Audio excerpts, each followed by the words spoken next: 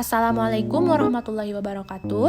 Perkenalkan, nama saya Syahdatain Nazmul Qur'ani dari kelas 11 MIPA 8 akan mempresentasikan sebuah teks prosedur kompleks, yaitu cara membuat kertas daur ulang yang terdiri dari tujuan, alat dan bahan, langkah-langkah, serta penutup. Tujuan: kertas adalah lembaran kering dari serat tanaman. Sebagian besar bubur kertas terbuat dari pohon, terutama yang tumbuh cepat dan tumbuhan runjung hijau. Kertas juga dapat dibuat dari bambu, kapas, rami, goni, dan berbagai bahan tanaman lainnya. Namun, kertas adalah material yang bersifat sekali pakai, karena setelah digunakan, kertas tersebut cenderung dibuang begitu saja. Sampah dari kertas memang tidak memberikan efek negatif, seperti sampah-sampah dari bahan plastik atau metal.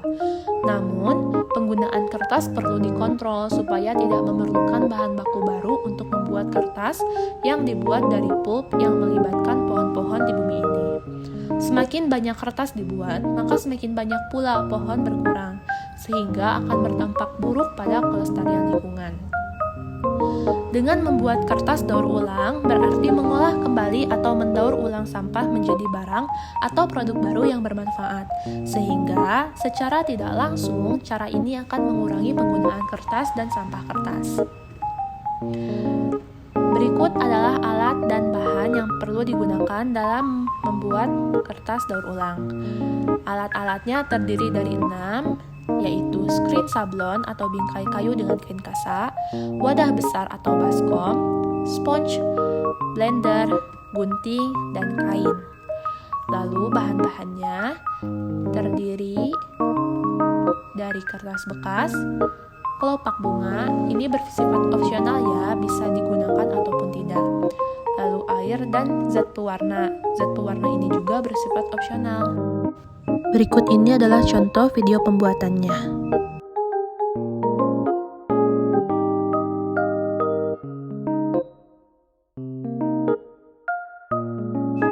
Siapkan kertas bekas.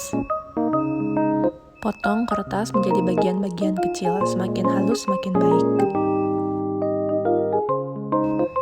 Masukkan ke dalam wadah dan isilah dengan air hangat. Aduk campuran tersebut untuk memastikan bahwa seluruh bagian kertas telah terendam. Lalu diamkan selama 30 menit.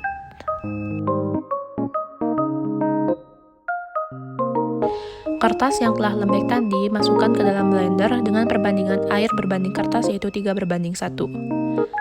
Lalu blender hingga menjadi pulp atau bubur kertas.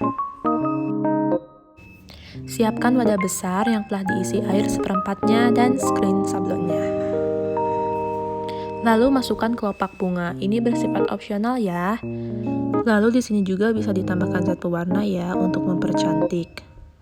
Masukkan pulp ke dalam wadah tadi. Masukkan hanya sebagian saja.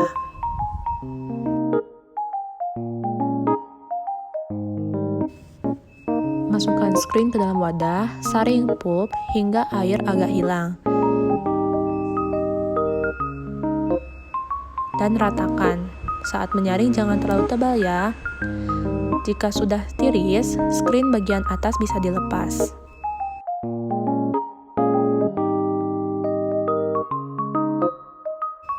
Lalu jemur sebentar bersama dengan screen sablonnya supaya sisa airnya bisa turun. Siapkan kain kering lalu balikan screen di atas kain.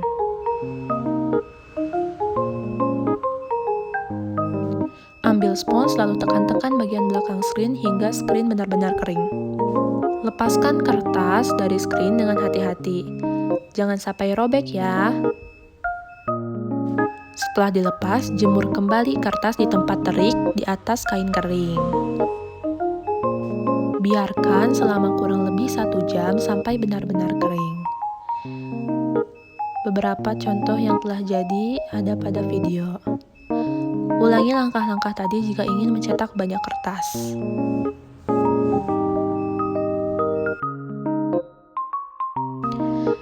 Nah, ini dia hasilnya. Jika ingin hasilnya lebih rapi, sebelumnya dapat disetrika terlebih dahulu dan dirapikan sisi-sisi kertas dengan gunting atau alat pemotong lainnya.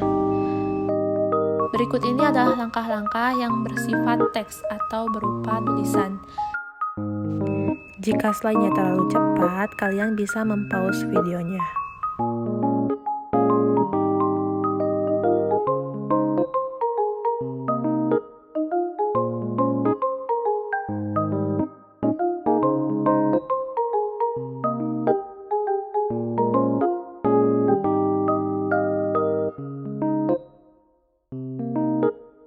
Lalu penutup. Kertas sudah siap digunakan. Kertas ini selain bisa digunakan juga menambah efek indah yang dihasilkan dari kelopak bunga. Hal ini akan memotivasi Anda untuk membuat lebih banyak kreasi, sehingga tidak ada kertas yang sama persis. Selain ramah lingkungan dan bermanfaat untuk mengurangi sampah kertas, kegiatan daur ulang kertas ini juga ternyata mengasihkan. Jika dilakukan bersama dengan anak atau adik, tentunya menjadi aktivitas yang menyehatkan sekaligus sebagai pembelajaran yang berharga. Kesimpulan dari teks prosedur kompleks adalah teks yang menunjukkan dan menjelaskan proses membuat, mengoperasikan, atau melakukan sesuatu melalui langkah-langkah yang mengandung sublangkah. Tujuan dari teks prosedur kompleks ini adalah untuk membantu seseorang memahami bagaimana cara melakukan atau membuat sesuatu dengan tepat. Teks prosedur kompleks ini memiliki struktur, yang pertama judul, lalu pengantar atau tujuan, alat dan bahan, langkah-langkah, dan penutup. Ciri-cirinya adalah menjelaskan langkah atau tahapan yang harus dilakukan, bersifat objektif, bersifat akurat dan aktual, langkah berkelanjutan dengan penjelasan, menggunakan syarat atau pilihan, bersifat universal, bersifat logis, terstruktur dengan informasi, dan penjelasannya sangat detail. Lalu, unsur atau kaidah kebahasaan dari teks prosedur kompleks ini yaitu menggunakan kata kerja perintah atau imperatif, menggunakan kata kerja teknis atau istilah, menggunakan kata penghubung atau konjungsi temporal, menggunakan kalimat persuasif, menggunakan gambaran terperinci tentang benda dan alat yang digunakan, menggunakan verba material dan tingkah laku. Berikut ini adalah perbandingan teks prosedur kompleks dengan teks eksplanasi.